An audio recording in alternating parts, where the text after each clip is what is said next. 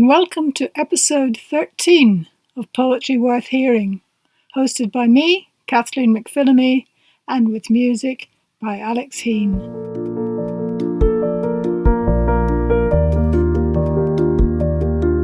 In this episode, we focus on form, a very wide topic.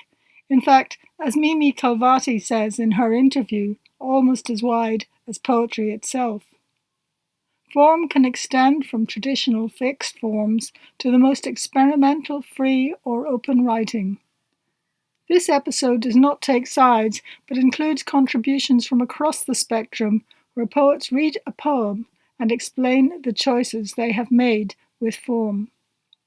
There is also, as I said, an interview with Mimi Khalvati, poet, founder of the Poetry School and poetic mentor, as well as an extended reading from Claire Cox, who, as a prize-winning poet and editor of Ignitionpress, is well placed to give some of her ideas about form. We begin with a poem by Sharon Green, a sestina, which considers the two poles of the debate. Hello, my name's Sharon Green and I've chosen to read a sestina. It's a fixed verse form consisting of 6 stanzas of 6 lines each, normally followed by a 3-line envoi. The words that end each line of the first stanza are used as line endings in each of the following stanzas, rotated in a set pattern. I have chosen to write a rhyming sestina, and the 6 words that I'm using are forms, norms, lies, skies, free and be. The theme of my poem is a debate on the value of forms in poetry, and I've called it Where the Truth Lies. Let yourself be the you want to be. The path to true peace is a stranger to lies. If you follow me, you too will be free, floating on cotton clouds up in the skies. Hurl away habits and nudge off all norms. Abstract is true art, so fling off all forms. You'll be at sea if you cast away forms. Bobbing about is just how you will be. Lack of constriction is where chaos lies. In verse, as in life, nought good can be free. The song of a sonnet soars to the skies. There can be no shame in following norms. No shame, maybe, but my brain numbs with norms.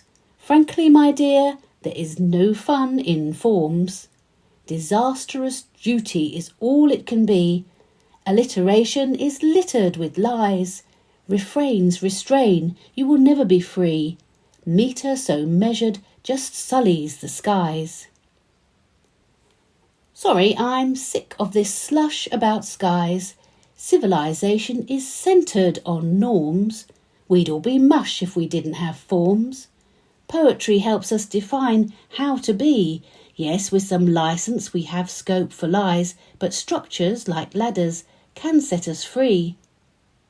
Chill out, don't freak out, my opinion's free.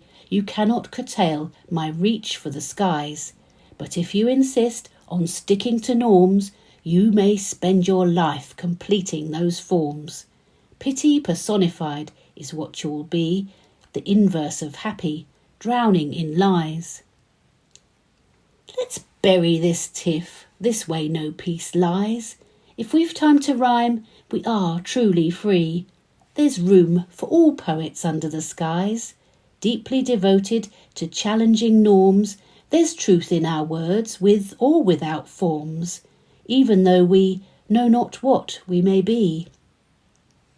So let's follow forms or else ignore norms. Creativity lies in open skies. Set yourself free, be what you want to be. By the way, you can find more extended discussion, as well as information about the poets and texts of poems on poetryworthhearing.biz.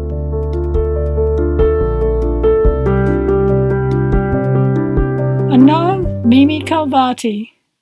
Mimi was born in Iran, but since she was 6, has lived in Britain, where she has had a long and influential career in poetry.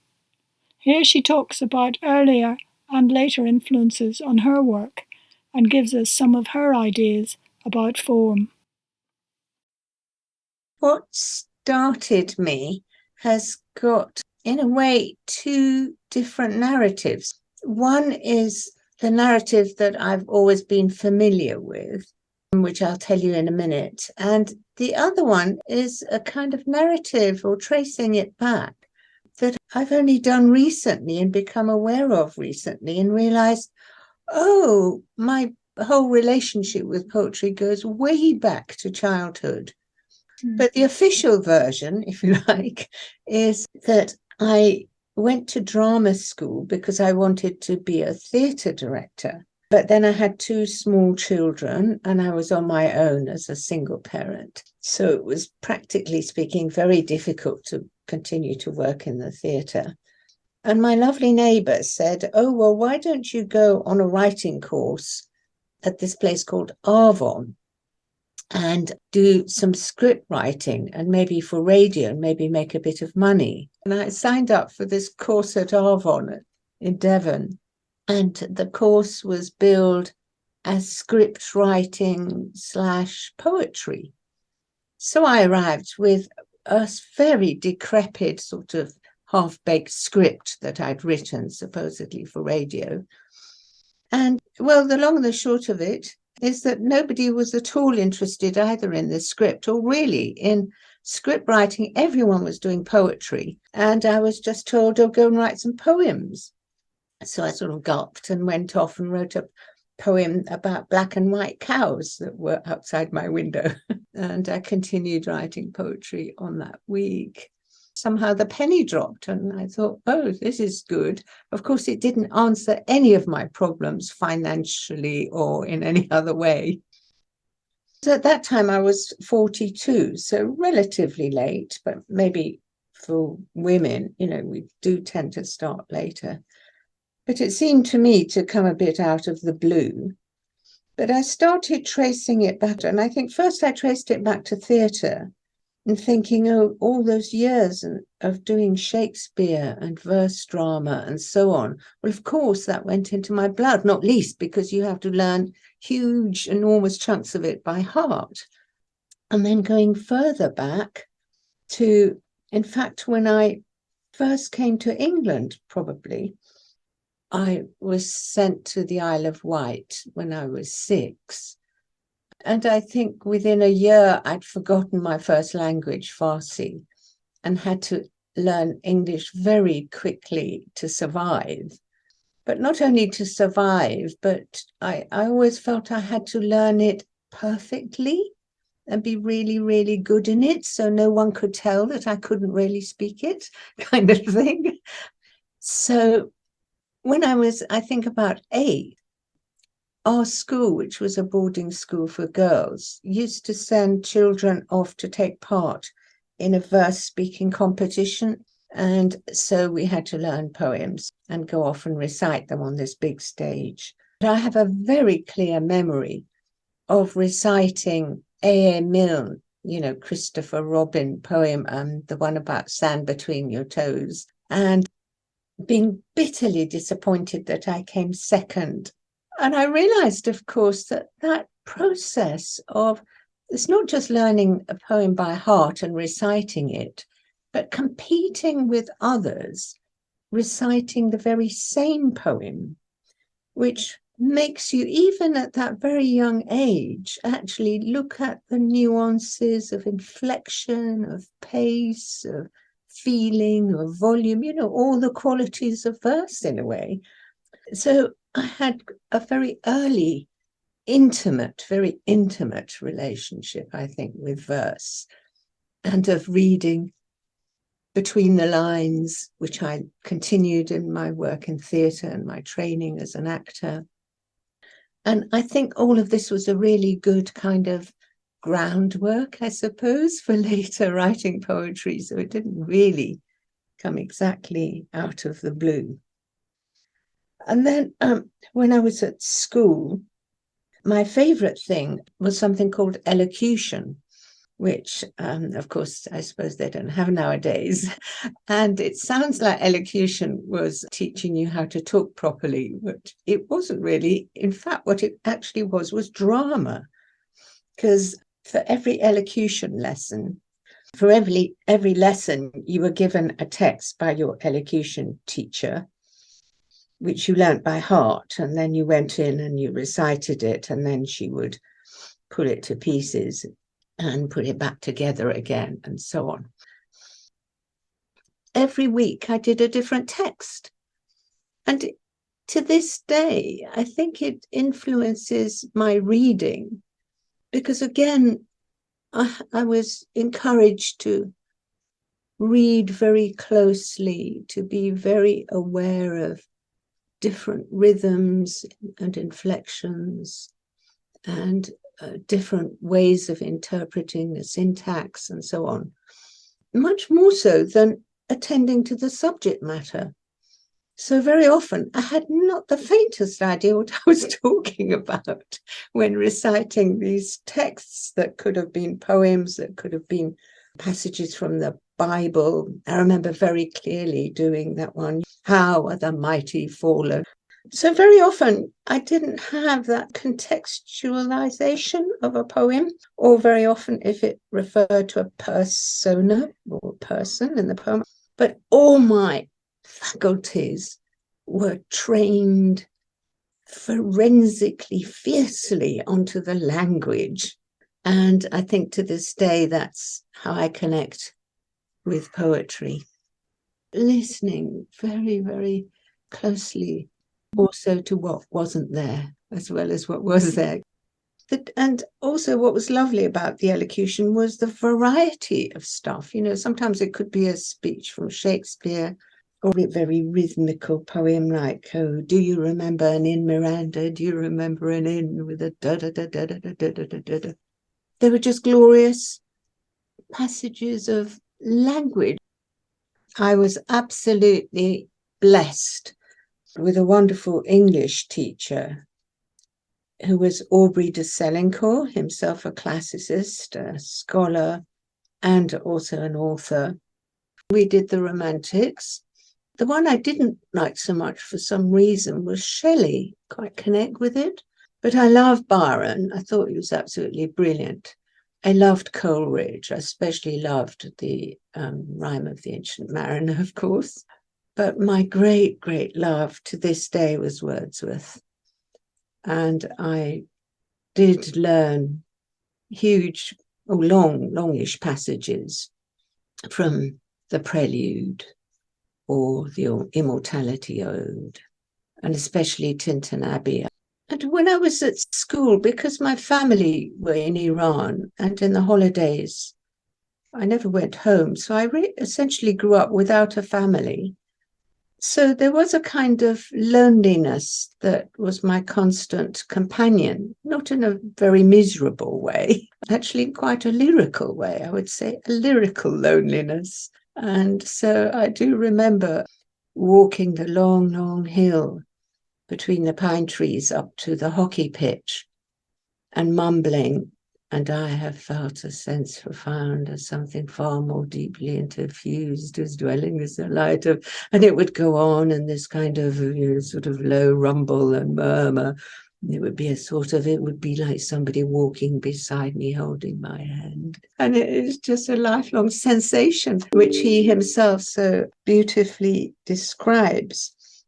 "And I have owed to them in hours of weariness sensations sweet, felt in the blood and felt along the heart, and passing even into my purer mind with tranquil restoration. Feelings too of unremembered pleasure, such perhaps as may have had no trivial influence on that best portion of a good man's life, his little nameless, unremembered acts of kindness and of love. I find it hypnotic and trance-like. There's very little imagery. It's just this meditative flow of thought and feeling, felt along the heart. I love the use of that word, along. It's not felt in the heart. maybe why I have that sensation of somebody walking alongside me, the poem going alongside me in a kind of companionship. So yes, felt in the body. I do go back to the prelude. I love Italian opera. I love Puccini, Verdi, and I love all the arias. And I always think of the prelude like a sort of Puccini opera, because I only read what I think of as the arias. There was a long gap between school and then going to drama school, where, yes, poetry did not feature in any way until I went on that Arvon course. And I was very involved in the women's movement. And I, at that time, was actually reading the feminist poets of the 80s. But as a feminist, I suppose that was when I realized we could speak about our lives. We could speak about things that were ordinary and normal for us as women. Because I started writing late, and being the sort of person I am, I feel like I have to learn stuff. So I didn't have any kind of sensible reading trajectory. It was completely ad hoc and random, and also slightly panic-stricken because there was just so much to read. But I read this, that, and the other from all different kinds of poetry, both contemporary, classical, as one does in fiction. But there were poets who directly influenced me because I was looking to them to learn specific things. For example, in my second collection, the first one was just, a usual kind of miscellany of everything you've written up to that point. But at that point, I was thinking that I don't understand the line break in free verse. And so I was reading at the time the early work of Jory Graham, who is a brilliant, well, there ought to be a word for a line breaker. Anyway, she's brilliant at lineation. So again, I wasn't particularly focused on her themes or the subject matter of the poems, the beauty of the writing and really the form and the lineation of. And then I remember Louise Gluck's The Wild Iris, and I was so struck by the cold authority of her voice. I think she quite frequently uses the imperative, do this, do that, do the other, be this, be that. And I loved that. I mean, to me, that was so exciting. I don't know that influenced me. I wish it had. I know that I was looking for it to influence me. I think the influence is always a kind of amalgam, and it's, each person has got a completely different amalgamation, and also one's own, I don't know, do you call them limitations? I mean, I think Hopkins, for example, is the most miraculous poet, but in a million years, I wouldn't be able to write like him. Quite often, what I admire most is what I know I couldn't possibly do. And of course, they're prose writers who, in some ways, have influenced me more in my thinking about writing.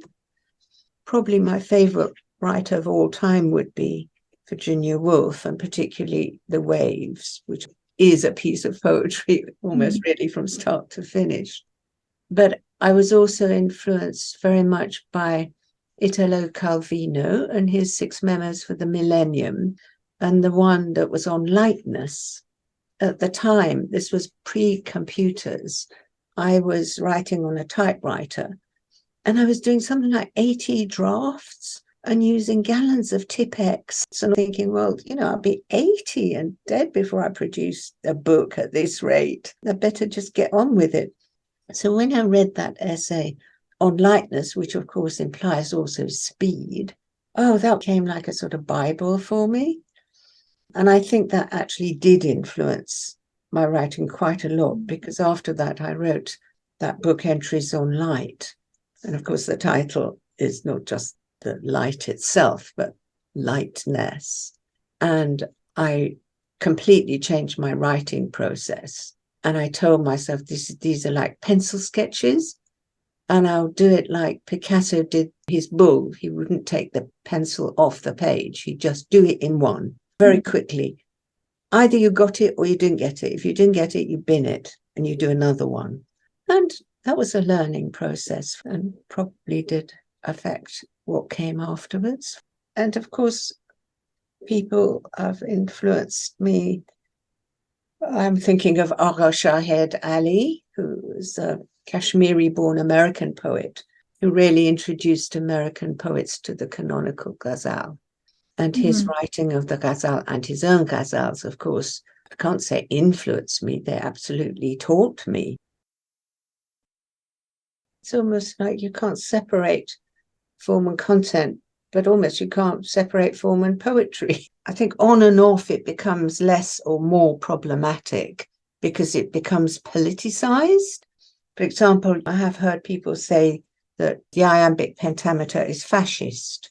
Well, you don't know what to do with statements like that. But there is this general feeling in some quarters that formal or metrical poetry is very right-wing or very conservative or is irrelevant in some way or is basically dead white men's poetry and all these ideas. So all I can say is that when it comes to those kind of debates, if debates is what they are, I don't really engage directly with it because I find it very, very difficult, but I practice it. So what I believe in, I do rather than expound on, carry on using forms, fixed forms or given forms if the poem requires it. I definitely am not into I don't think one should prescribe what poets should do and what they shouldn't do. I mean, we have marvelous poets like Jory Graham, for example, who never uses rhyme or meter. On the other hand, we have Patricia Smith in America, Black American poet, one of the foremost exponents of formal verse, absolutely brilliant. I came to it all from the point of view of I don't know anything about poetry. I better learn. And learning to me meant, I better find out what a sonnet is or what meter is or what this and that and the other. So for me, that was like serving an apprenticeship that I thought was definitely necessary, as it might be for any other activity. But I think that you can be a brilliant poet without ever using the more formal tools, if you like, of meter. Particularly, I would distinguish. I mean, I think the only distinction between free verse and formal verse is actually meter, because you could write a sonnet without meter, and then that's a free verse sonnet. So strictly speaking, it's not really formal. But there are all these different kinds of way of differentiating without, for me, having any kind of hierarchy of what's more or less desirable or good or not good. What is formal anyway? How are you going to define it? Because even when you write a free verse poem, the formal considerations of how do you shape it, how do you lineate it, all the rest of it are very complex and just as important, just as powerful, your choices, as in metrical poetry. But I think it's a good idea if you are an apprentice poet or if you're fairly new to it, to at least try things. You see, some people I think are innately really brilliant at this kind of stuff. But if you don't try it, you don't discover how brilliant you are. You might discover you're a bit hopeless, in which case, no problem. Just don't do it. Give it up. Do what you're good at. I've seen people who have discovered that they're actually brilliant at metrical verse and fixed forms and so on. And I think it's glorious to have as many tools in your toolbox, as many colours in your palette, so that any poem that comes to you, any draft that says, I'd like to be a sestina, you'll be able to respond and give it what it wants. I think meter is something that you can measure and you can analyze, whereas rhythm is a quality that pertains to almost every living thing. for example, a tree has rhythm. If you think of all the thousands of poets who've used or written poems in iambic pentameter, but the massive variations between those poems that are all written in the same meter, but they've created vastly different rhythms and other kind of effects. So I think people do confuse rhythm and meter, but I think it's more that rhythm doesn't have a analyzable mathematical construction that you can say, oh, it's, in 4 beats, or it's in this mode or that mode. You can only use more adjectival descriptions of rhythm. There's 2 things really happening at the same time. There's the rhythm of how you would say something according to your interpretation. That is one thing. And then there's the meter that is underneath it. Now, they're 2 separate things. I think the confusion comes when people try to scan the rhetorical way of saying something rather than the metrical. I think that's why scansion, it's very helpful, rather than having, with the signs, the symbols for the stresses to be written above the line, to have 1 line, to have 2 lines. So you have 1 line which is actually very subjective, which is your own interpretation of how you would say that on top. And say a line of iambic pentameter, you might only have 3 stresses. Shall I compare thee to a summer's day? So pair, some, day. 3 stresses in a rhetorical scansion. It's not really even scansion. But underneath is there shall I compare thee to a summer's day.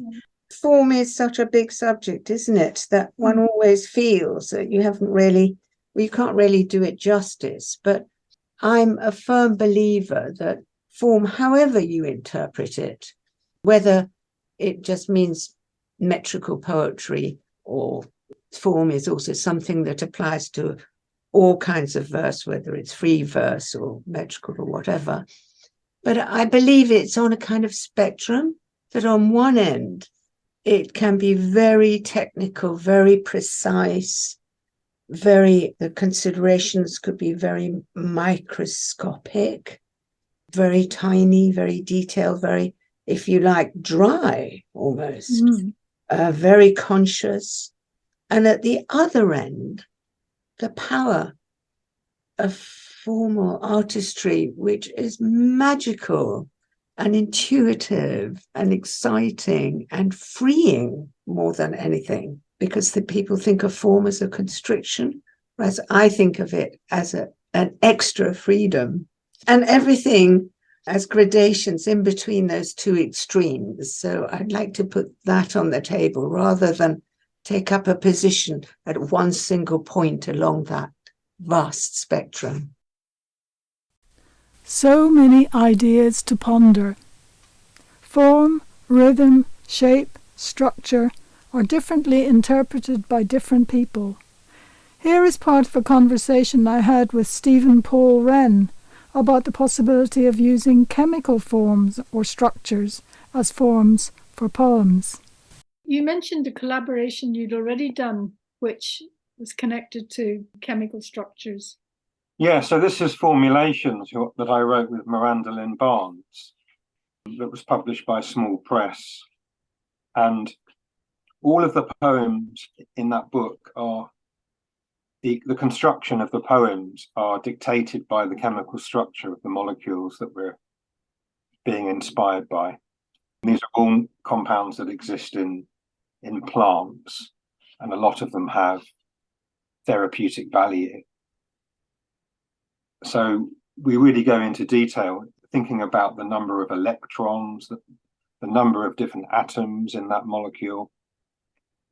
And for example, we use those numbers to dictate how many stanzas, how many lines there are.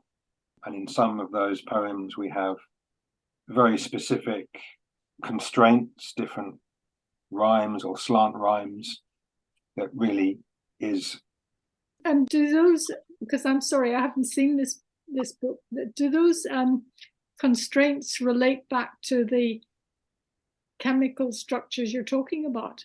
Yes, they do, yes. And would it be apparent to the reader, or do you explain it, or how does it work? Yes, we explain it fully in the book. We show the molecules, how the form for each poem was constructed. And there's even a QR code in the book where you can download a further 80 pages of explanation. Yeah, so it's all thoroughly outlined. Do you need, if you're writing like this, to illustrate it? Yes, so there are chemical structures in the book as well. And it does help to visualize those molecules when we were mapping out the poems. You can find details of Stephen's book on poetryworthhearing.biz. The visual aspect of a poem can often be part of its form, something which is difficult to do justice to on an audio podcast. But here is Bill Jenkinson talking about a poem from his Island sequence, where each poem is accompanied by a photograph.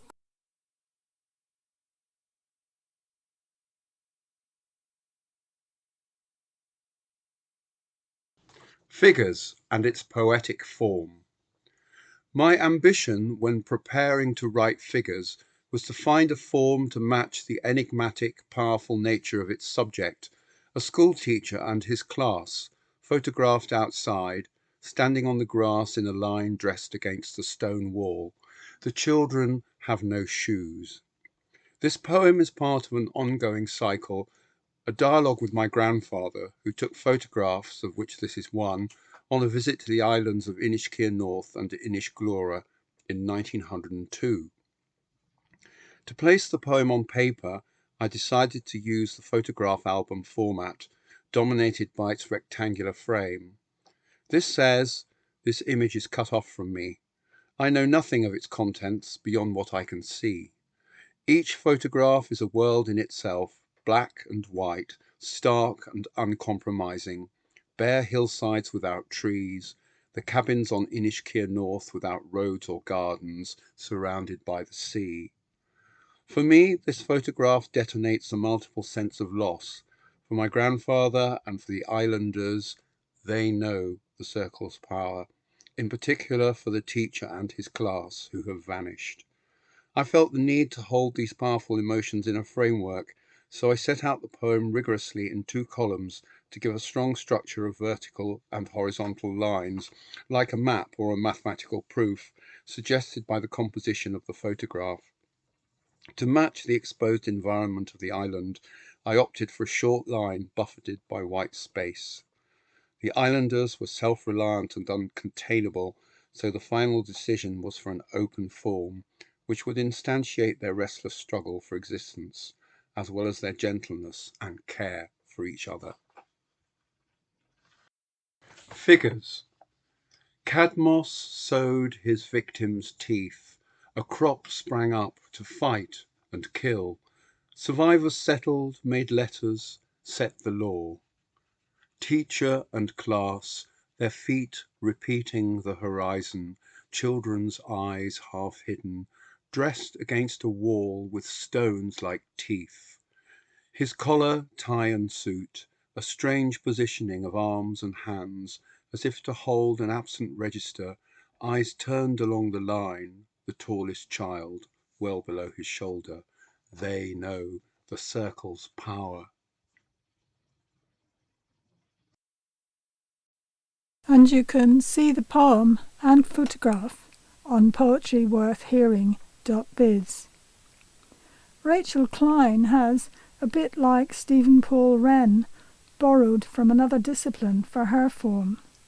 This poem appears on the page in the shape of a menu.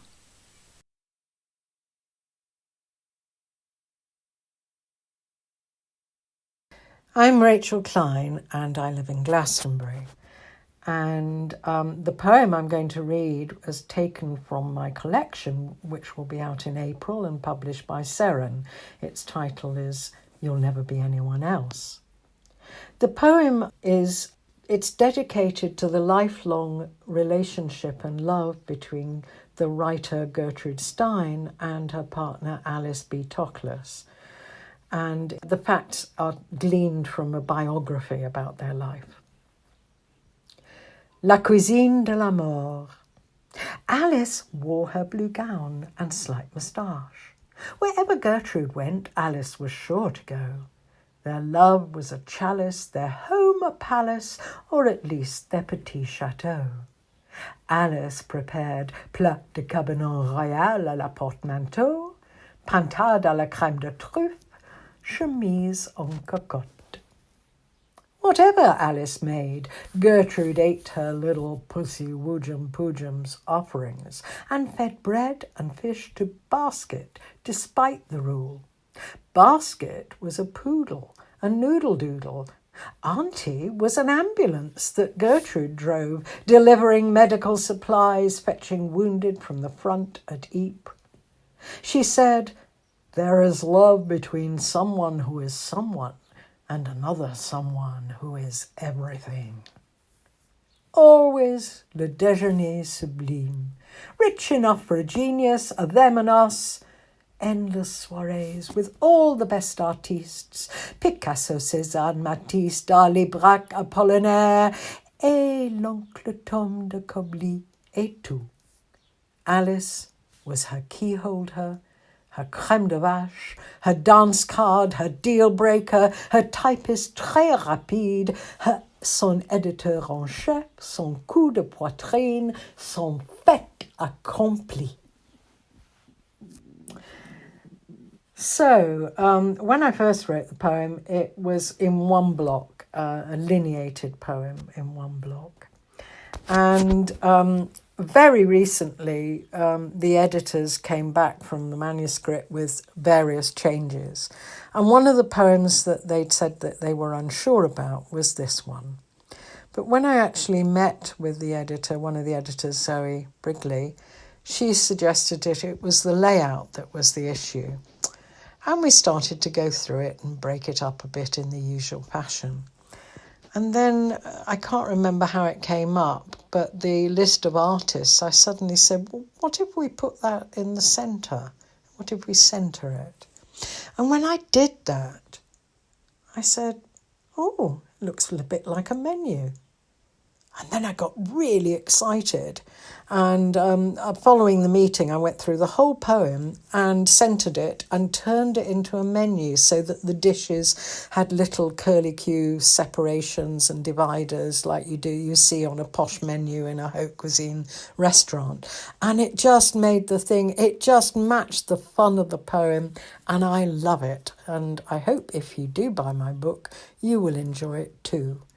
And I do think I've really made much of a homage to them and their lives, their lifestyle, and their interests. I mean, Basket, a poodle. Yeah, well, that's modernism, isn't it? Anyway, I hope you enjoy it. Thank you. Jane Thomas has gone back to Dada to find a form which matches her content.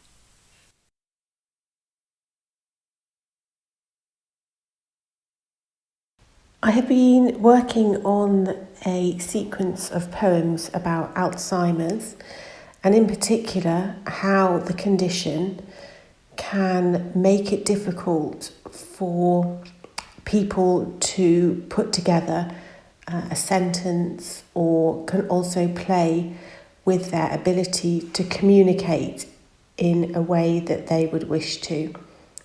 This led me to reading a bit about Neo-Dada, and in particular Brian Gissin. One of his poetic forms that he introduced in the 60s was the permutation poem. This is a form where you start with a short line and then you write out every possible permutation of that line. This form I thought would suit the topic I was trying to explore. My poem is called Your Permutation Poem, after Auguste Dieter, who was the first woman to be diagnosed with the condition of Alzheimer's. When she was diagnosed, she said to her doctor, "I have lost myself." Your permutation poem. I have lost myself. Have I lost myself? I lost have myself. Lost I have myself. Have lost I myself? Lost have I myself. I have myself lost.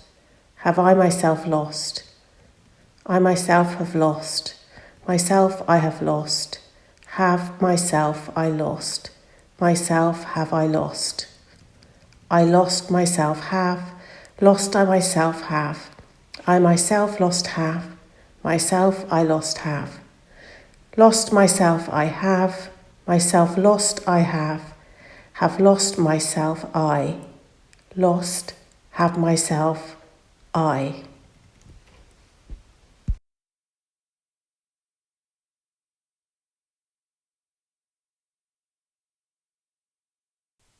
Carl Tomlinson explains how form was determined by content in his poem. This is a poem which I wrote for the Ashmolean Poetry in the Museum event a few years ago. If you were interested in the object to which it refers, the accession number is WA 1957.51.5. The object is a card table. It's presented in the Ashmolean folded in half, and we see 4 segments, each of which is inlaid with 10 leaves or petals. The table was donated to the Ashmolean by Lady Beatrice Enriquez in memory of her son. And I wondered, upon reading that, why she would have given a card table in memory of her son, who I discovered was killed during the First War. Lady Beatrice Enriquez speaks to her butler one morning in late July 1915. "Would you take a shilling, MacDonald, for the telegram girl at the servant's door? Then fold this table and take it away. I shan't play cards with my ladies today." The poem is 4 lines with 10 syllables in each line, which reflect the inlay, the design of the table that I mentioned earlier. Michael Klimesh, on a slightly lighter note, also links the form of his poem to its content.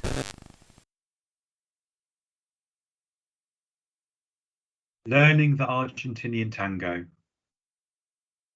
The teachers instruct us to watch as they precisely place hand in hand and analyse how to properly stand before they launch. Follow the theory. Try to calculate where to land as the mind struggles how not to lose balance. But you can only find melody in a score and begin to move forward by pushing against each other more. Feeling is what opens the door to spin from axis to axis, as logic cannot tango on the floor.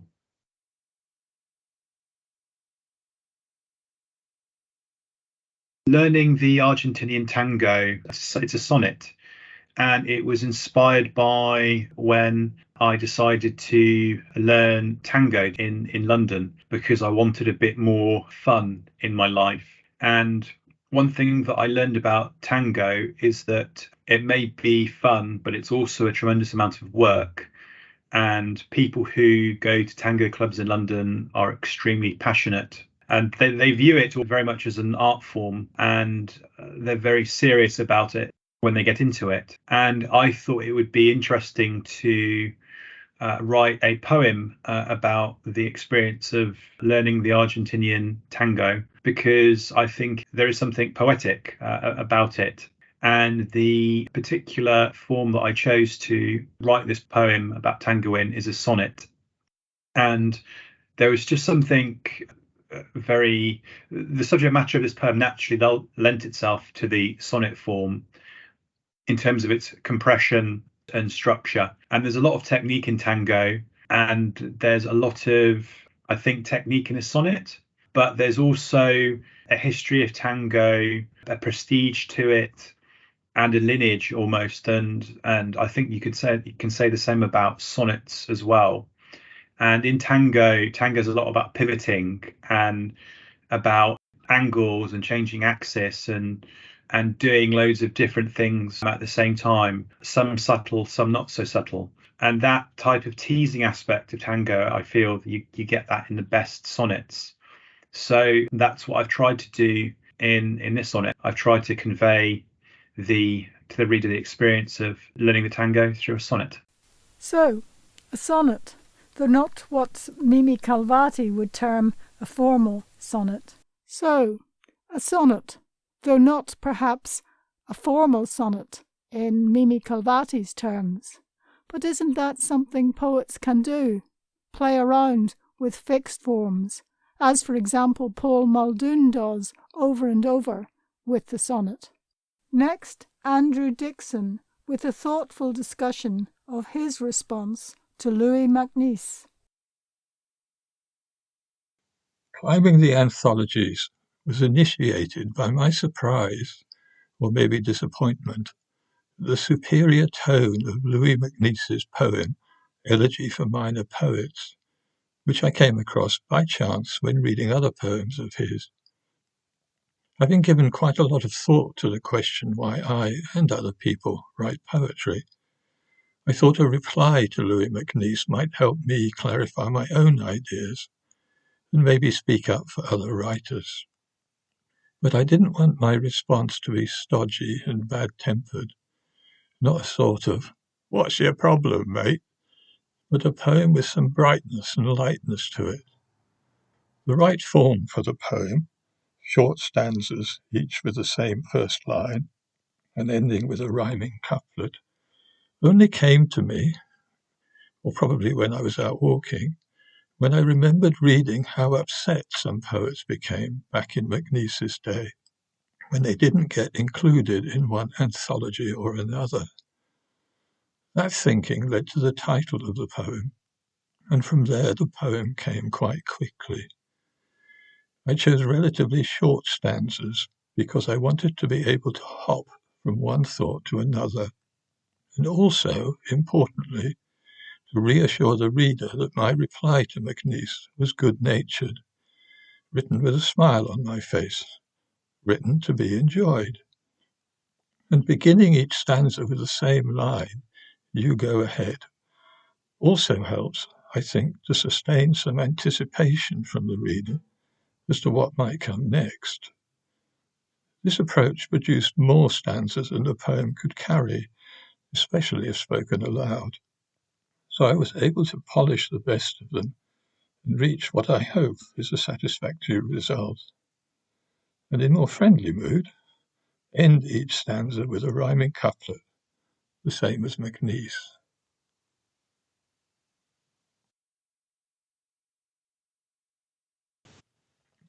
Climbing the Anthologies, a response to Elegy for Minor Poets by Louis MacNeice. You go ahead, the high ground's not for me.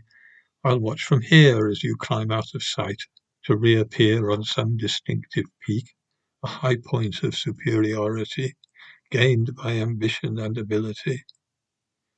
You go ahead, the high ground's not for me. I'm for the foothills and the coastal plain, the river widening towards the estuary, the seasons, sunsets, tides, the wind-curled waves, that incorrigibly plural world. You go ahead, the high ground's not for me. Some say it's the chance of lightning draws you on, but there's lightning sometimes lower down. I've had my moments too, rare admittedly, the tingling spine, the charge of electricity. You go ahead, the high ground's not for me.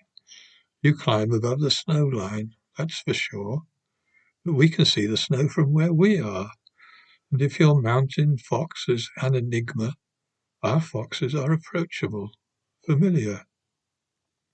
You go ahead. The high ground's not for me. It's better that I watch from here, look up to you. And you look back, but never, please, look down. And never, never doubt our seriousness. We too are poets in our way, all of us.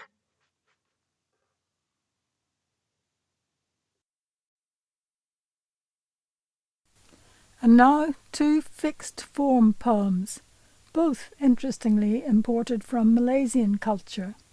First, Patricia Broomfield with a pantoum, followed by Kate Oldfield with the less familiar Lewuli. Why write a pantoum?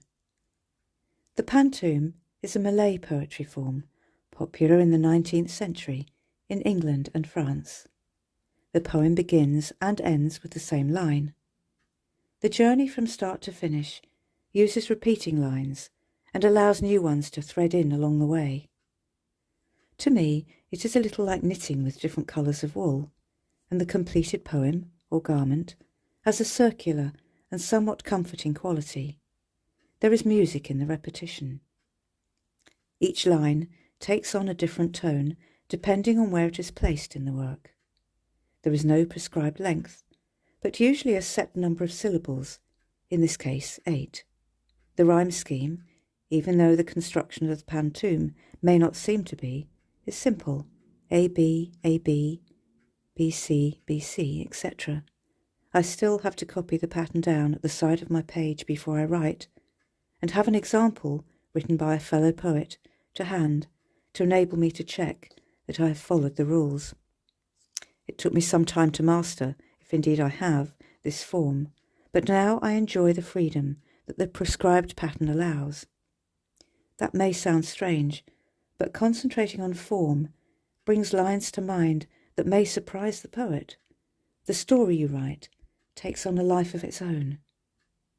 The Poet's Notebook, compiled by David Stanford Burr, mentions the English poet Henry Austin Dobson, 1840 to 1921, and his humorous pantoum, In Town, which is worth looking up. This is mine, Dunking Digestives. We dunked digestives in our tea, allowed sunlight to soften smiles. To happiness this was the key. We sat upon the sun-soaked tiles, allowed sunlight to soften smiles. This simple act connects us still. We sat upon the sun-soaked tiles, the scent of rosemary and dill. This simple act connects us still, the memory of carefree days, the scent of rosemary and dill. It matters to preserve these ways. The memory of carefree days, sometimes silent, at times we chat. It matters to preserve these ways. You wore your yellow ribboned hat. Sometimes silent, at times we chat. To happiness this was the key. You wore your yellow ribboned hat. We dunked digestives in our tea.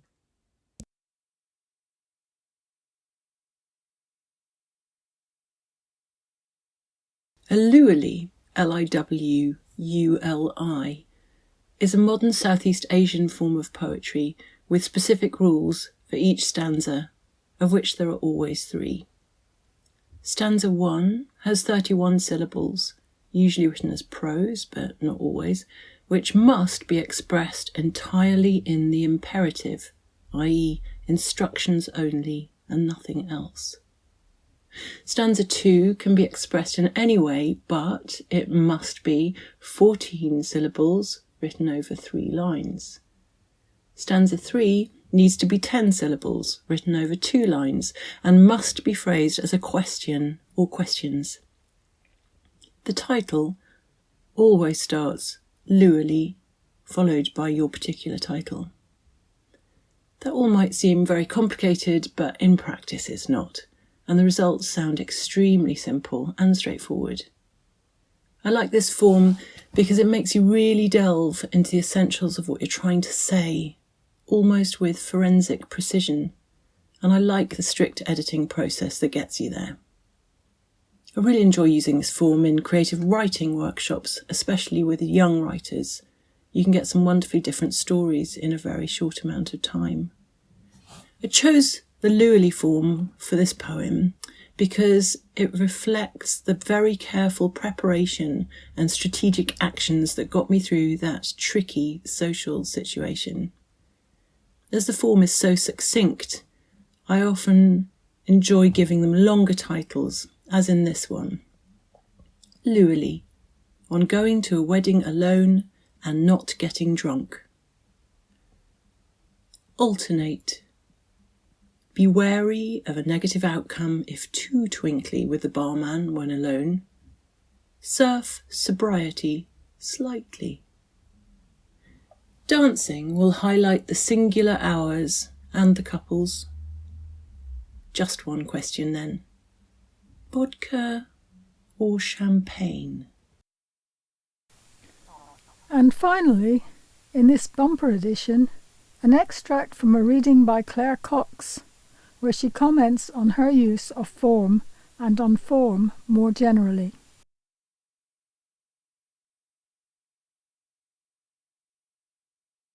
So I'd like to start with some poems that I kind of jotted down between March and October 2019, which felt like quite a historic moment in time. So, 6th of March, Zeitgeist.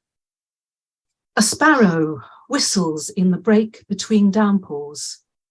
The neighbour's dog yaps unseen behind our fence, while knives go missing from kitchens and rasp their blades through strangers' spines, and the purple mouths of dog violets gape in a too hot, buzzless sky, and snarling men pack together, their sameness unassailable. Twitter feeds bristling muscle and knuckle, while the overfull water butt spills winter rain, and blackbirds drink from the black plastic guttering as hands strap explosives to a bus, and there's blood in the gutter, bright red, bright black, brighter than the movies, bright as the righteousness that fills the air and clings like static to my sleeve. That turned out to be an accidental sonnet, 14 lines in couplets. I did a lot of free writing for this, so in terms of form, things kind of emerged in the editing process. And I'm also quite conscious of how a series of poems also has form. So in the middle of this set, I serendipitously and possibly consciously, I put maybe the most emotionally charged one. So it's quite dense, and see what you think of this in terms of putting stuff together in not an over-polished form. 7th August, of waiting for my sister to call. My colleague's mother died yesterday. This morning, my colleague sent me a poem about her mother's death. Death, we agreed, was a word reserved for us, the daughters of dead mothers, because our mothers had not departed, passed away, gone on to a better place, been our sad loss, whatever the cards might say. Our mothers had died, and all is changed.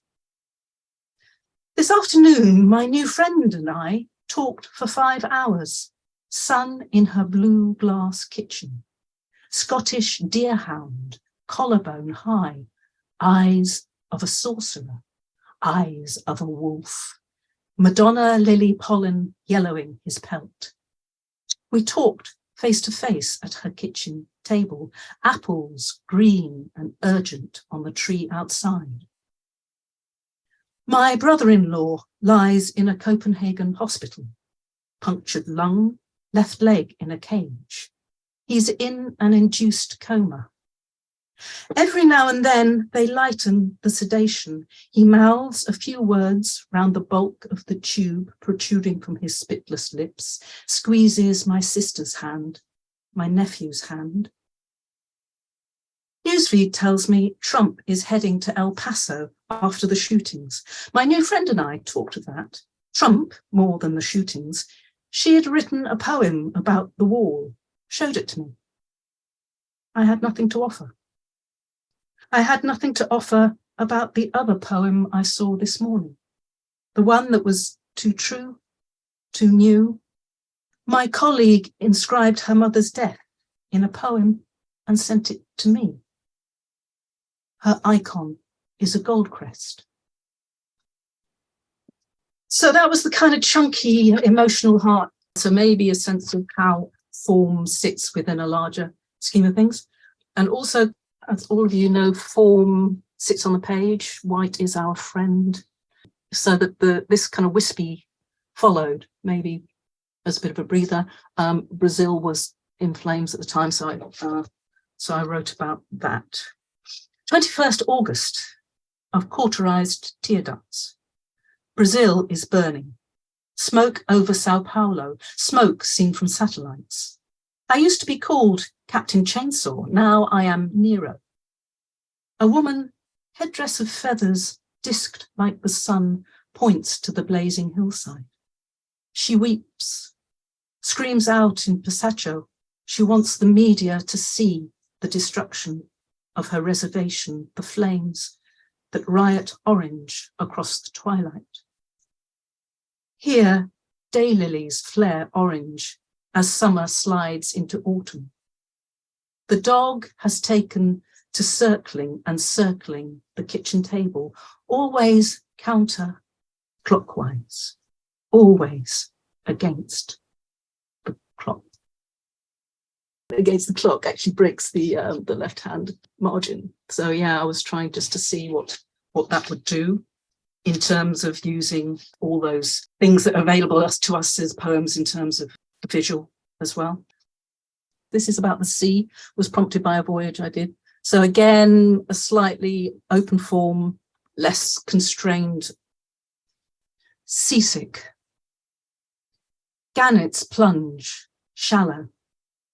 Sea, sea blue, sea green, sea deep, sea scattered light.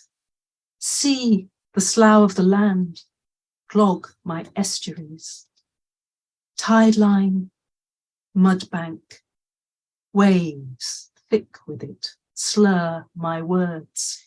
Each washing tide coughs me up, white bags that drift like jellyfish.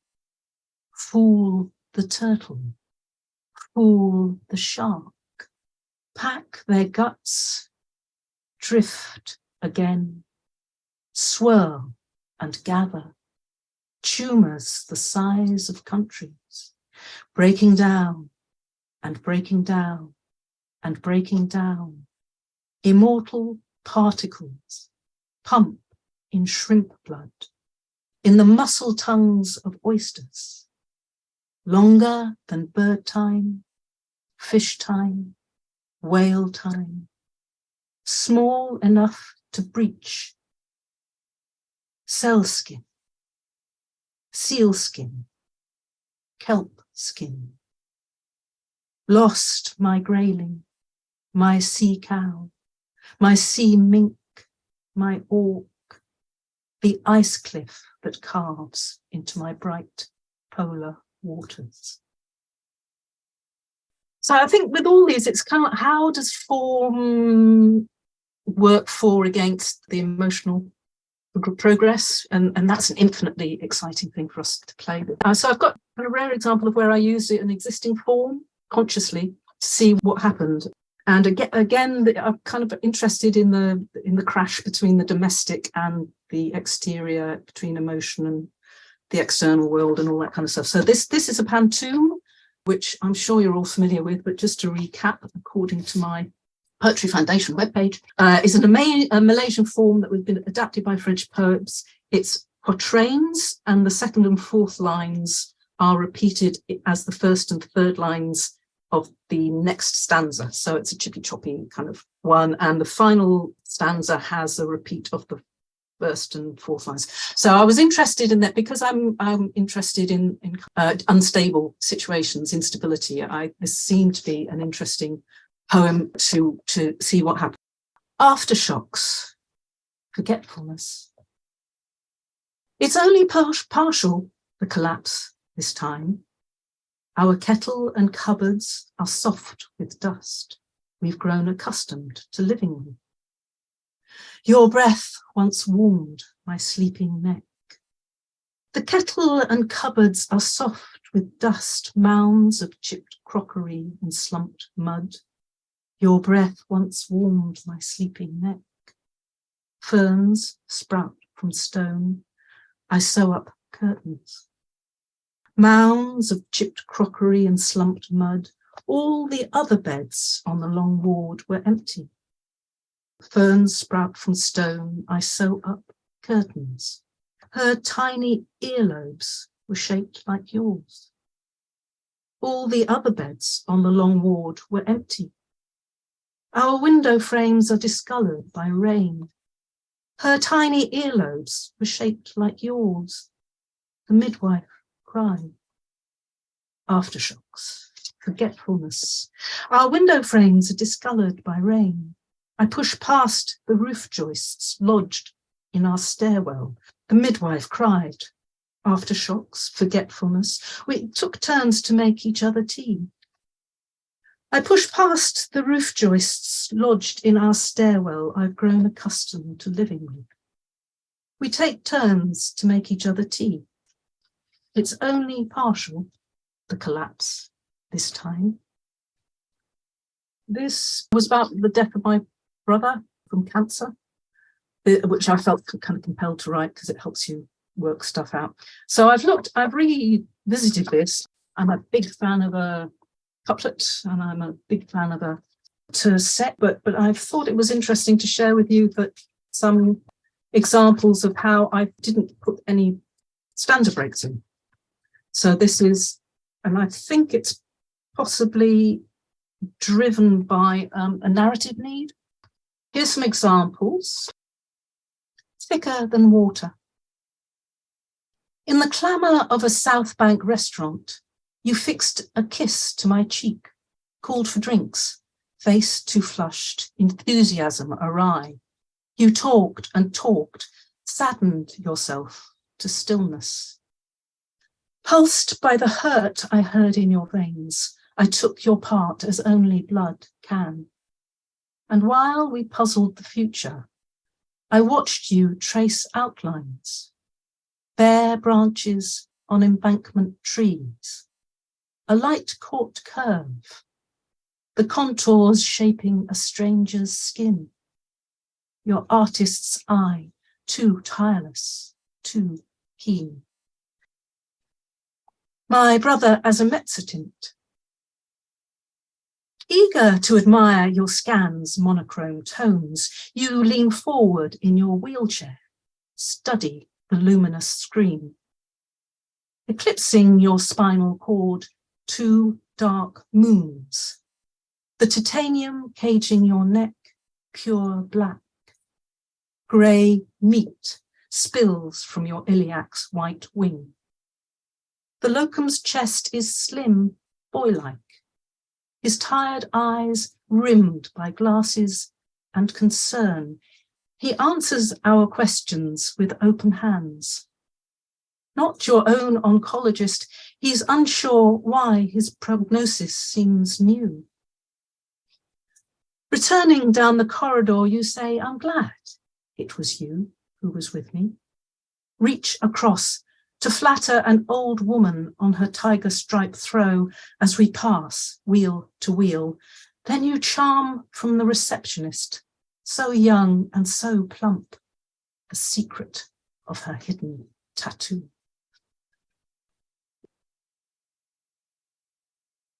Treatment. We'll only scan your dorsal spine today, a bleep 206 for the Macmillan nurse. It's the spine causing your symptoms. Take slow release morphine, top up with Oromorph to help with the pain. Bleep 206. Siobhan will wheel you from cubicle to scanner. There'll be a chair. Monica will do the CT scan today. We'll tattoo your front, not your back. Bleep cubicle 206. L2 and L3 are more involved with the disease. In the slow release short term, we'll sequence 3 areas for treatment. The side effects will be the same, vomiting and diarrhea. In the short term, Oromorph top up with pain. It's urgent palliative. In the short term, a doctor will look at the data, decide side effects, vomiting, palliative, cubicle, urgent. We can only scan your dorsal spine today.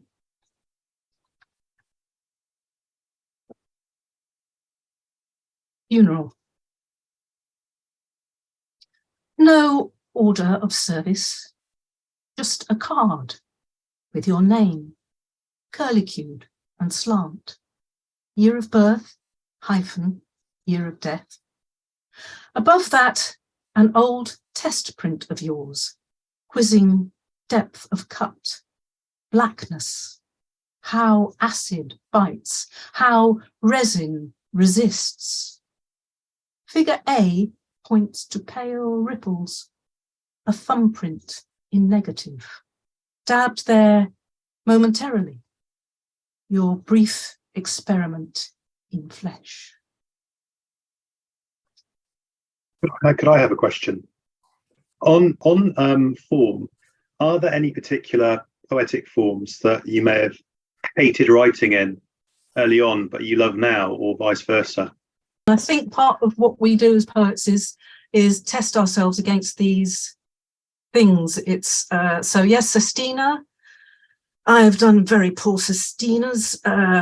There's the little 3 sestina, the 3 version. It's not the 6 version, isn't there? I can't remember what it's called.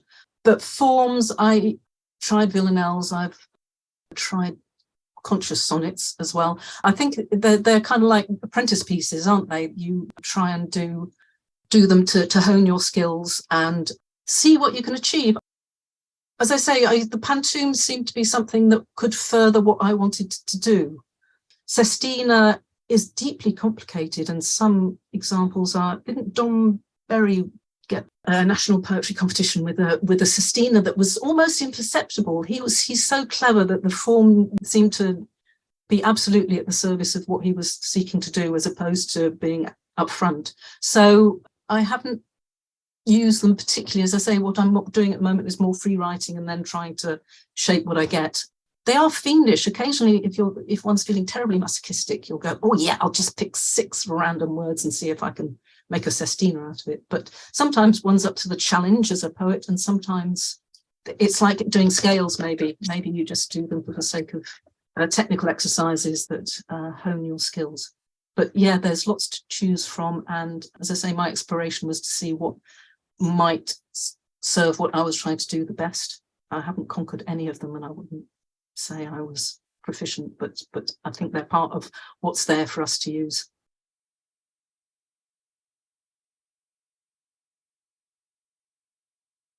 That's more than enough for this episode. Thank you to all the contributors. More information can be found on poetryworthhearing.biz. I hope you've enjoyed listening.